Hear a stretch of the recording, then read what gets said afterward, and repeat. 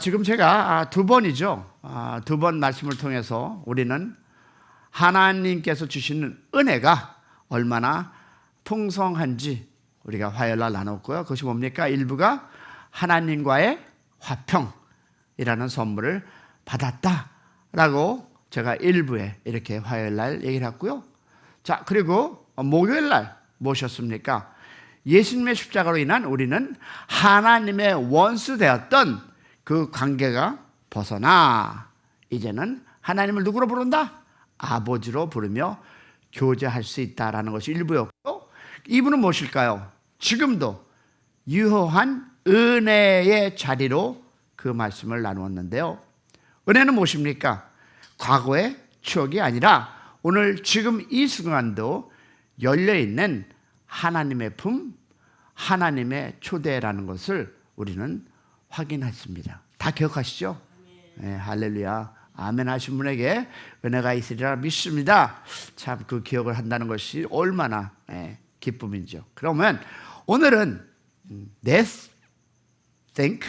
생각은 오늘은 은혜가 삶의 가장 힘든 순간, 환난 중에도 여전히 우리를 붙들고 있다라는 제목으로 세 번째 오늘 설교를 합니다.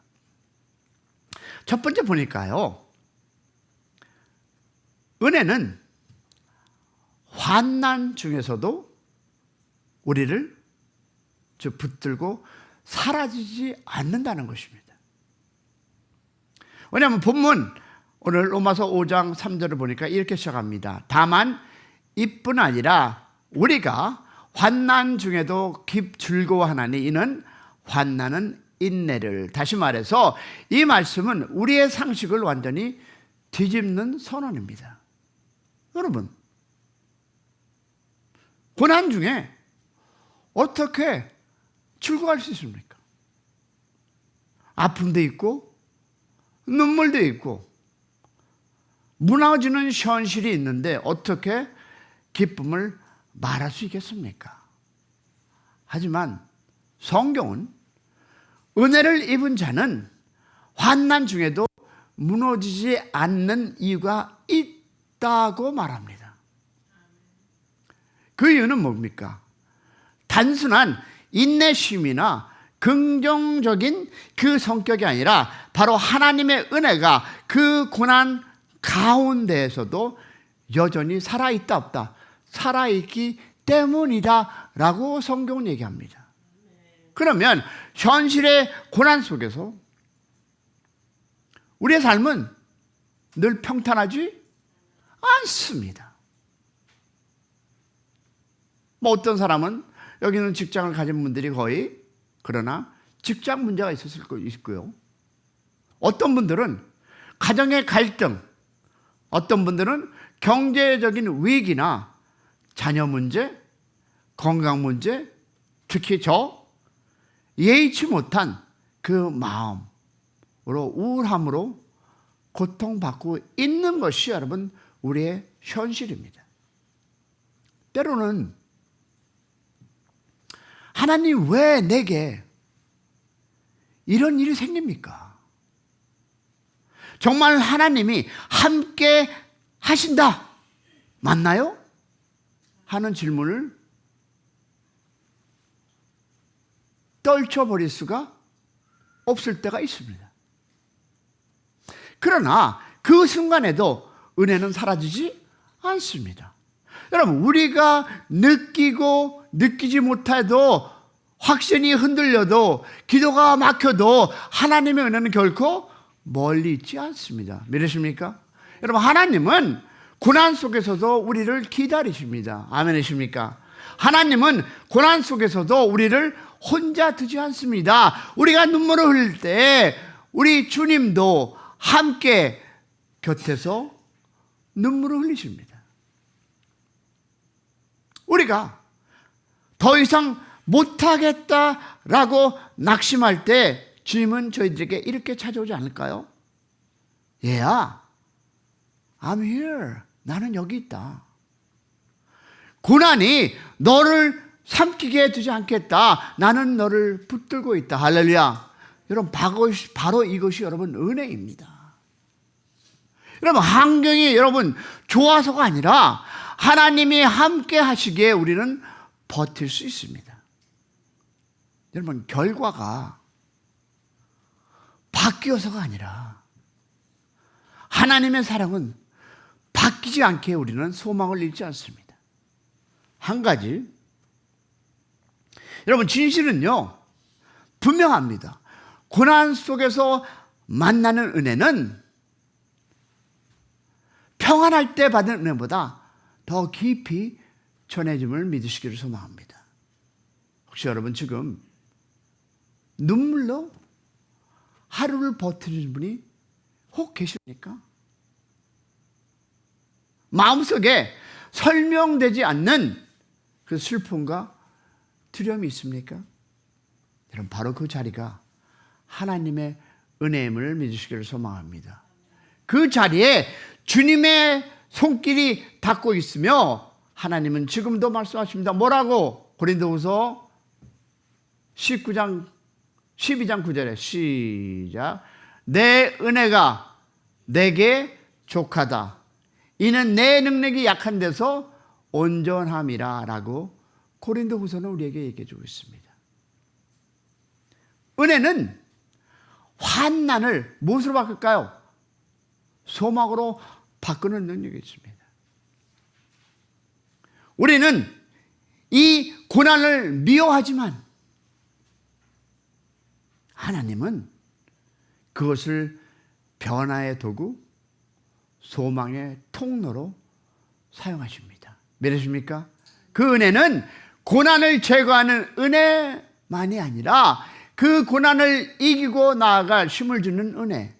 그러기에 환난 중에서도 기뻐할 수 있다라고 성경은 우리에게 이야기해 주고 있습니다.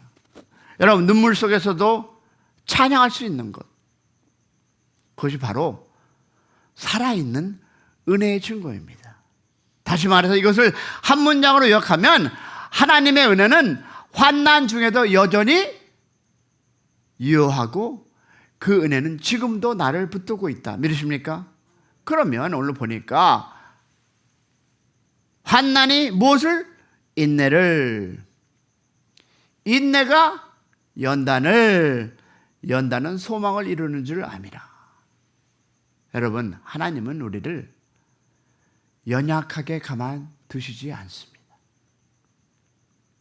고난을 통해 우리 안에 인내를 세우십니다. 믿으십니까?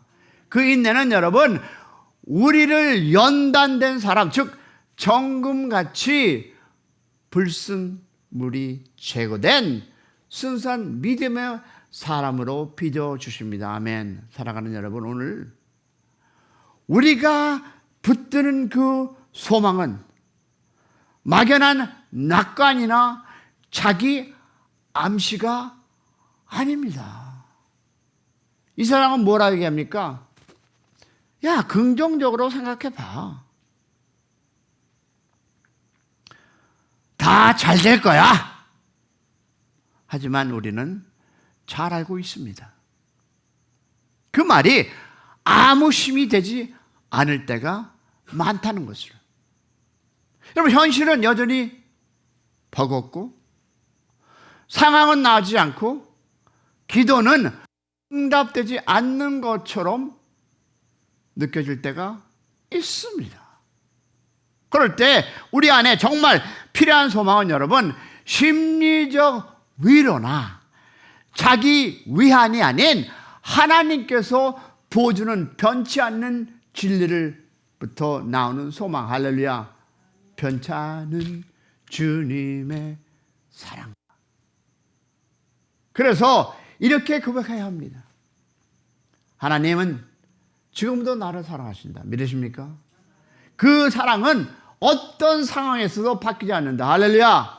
예수님은 지금도 나와 함께 계심을 믿으시기를 소망합니다. 그래서 나는 이 모든 것을 끝까지 이기고 나아갈 수 있다. 이 고백, 이 소망이 확신하게 나오는 믿음을 가지시기를 소망합니다.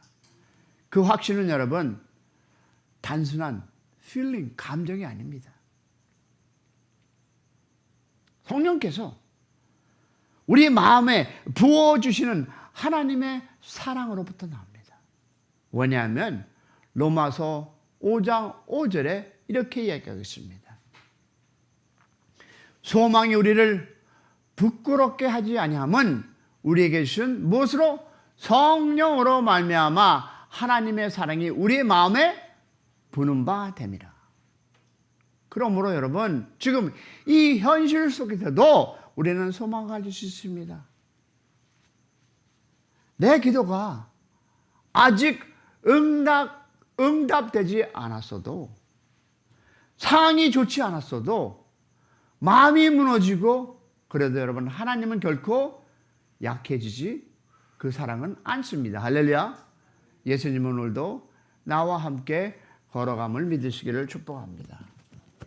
그러면 그 믿음이 우리 안에서 세상이 줄 수 없는 평안과 흔들리지 않는 소망을 심어주는데, 이것을 한 문장으로 얘기를 하면, 지금도 내 안에 있는 이 소망은 하나님의 사랑이 절대 변하지 않는 확신, 믿으십니까? 그래서 오늘 왜 우리는 소망을 부끄러워하지 않는가라는 것을 다시 한번 볼 텐데요. 자, 보겠습니다. 소망이 우리를 부끄럽지 아니함은 우리에게 주신 성령으로 말미암아 하나님의 사랑이 우리를 다시 한번 마음에 부는 바 됩니다. 여러분, 우리가 고난 중에서도 이 소망을 포기하지 않는 이유는 무엇이다? 지금 성령께서 지금도 하나님의 사랑을 우리 안에 부어주셨기 때문에. 믿으십니까? 여러분이 이 자리에 있는 것은 여러분의 의지라고 하는 것보다 하나님의 성령으로 커넥, 그 하나님의 음성, 하나님이 주신 이 하루, 하나님께 주신 이 시간이 누구의? 하나님의 은혜임을 믿으시기를 소망합니다. 여러분, 하나님의 사랑은 감정이 아닌 계속 부어주는 실제입니다. 여러분, 하나님의 사랑은요, 단지 한때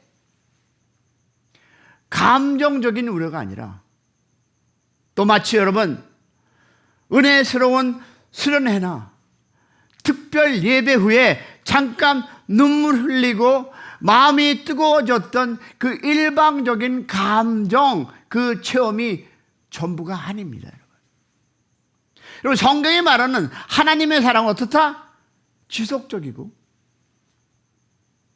살아있으며 고난 중에서도 여전히 흐르는 사랑. 믿으십니까? 그래서 이 사랑은 보니까 계속해서입니다. 계속해서 우리 안에 부어주는 사랑. 왜? 다시 한번 보니까 5절에 성령으로 어떻게? 말미암아 하나님의 사랑이 우리 마음에 부은 바 됨이나. 그러면 이 9절의 시제는 뭡니까? 지속적인 현재 진행형입니다. 즉 하나님은 지금도 오늘도 이 시간도 여러분을 사랑을 멈추지 않고 부어주고 계신다는 뜻. 할렐루야. 그래서 여러분 보니까 고난 속에서 우리는 쉽게 의심하고 어떨까요? 냉소적입니다. 언제? 기도 응답이 없을 때. 수고한 만큼 무엇이 없을 때? 열매가 보이지 않을 때. 마지막입니다. 즉 기대했던 사람이 나를 실망시킬 때 우리의 마음은 금방 굳어지고 냉소적으로 변합니다. 이게 누구다? 우리입니다. 하나님이 왜 이러실까? 정말 나를 사랑하는 게 맞을까? 아니, 하나님께 충성해도 이런 일이 생기네. 이런 질문들이 올라올 때가 있다 없다? 있습니다. 그러나 바로 그때 성령께서 우리의 마음을 포기하지 않으시고 다시 하나님의 사랑을 부어주심을 믿으시기를 소망합니다. 여러분, 이 사랑은 단순한 교리나 지식이 아니라 실제로 경험되는 사랑입니다. 그래서 마음이 여러분 무너졌을 때, 아무 말도 안 들릴 때,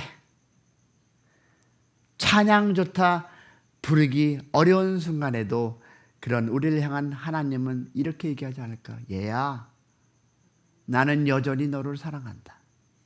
내가 너를 포기하지 않는다. 그리고 우리는 그 사랑을 다시 일어서기를 소망합니다. 비록 모든 것이 흐려지는 것 같아도 내 마음에 여전히 남아있는 그 소망은 하나님의 사랑의 그 실제 증거입니다. 할렐루야. 그래서 바울은 이렇게 고백하죠. 이 소망은 우리를 부끄럽게 하지 않는다. 왜냐하면 성령께서 오늘도 지금도 우리 안에서 그 사랑을 증거하고 계심을 믿으시기를 소망합니다. 그래서 저는 오늘 이렇게 우리가 한번 적용하며 나아가기 원합니다. 우리가 이 사랑을 경험하지 못하면 신앙은 점점 형식이 되고 기도는 공해지고 예배는 무엇이 될까요? 습관이 됩니다. 하지만 오늘도 성령님은 우리의 마음에 이렇게 속삭입니다. 나는 너를 사랑한다. 다시 시작하자. 내가 있는 그 자리에서 내가 함께하며, 그러니 지금도 그 사랑은 살아있다. 그 사랑이 우리 안에 확신을 주고 소망을 주고, 그 소망은 절대 어떻다? 우리를 부끄럽게 하지 않을 것임을 믿으시기를 소망합니다. 사랑하는 여러분, 환난 속에서도,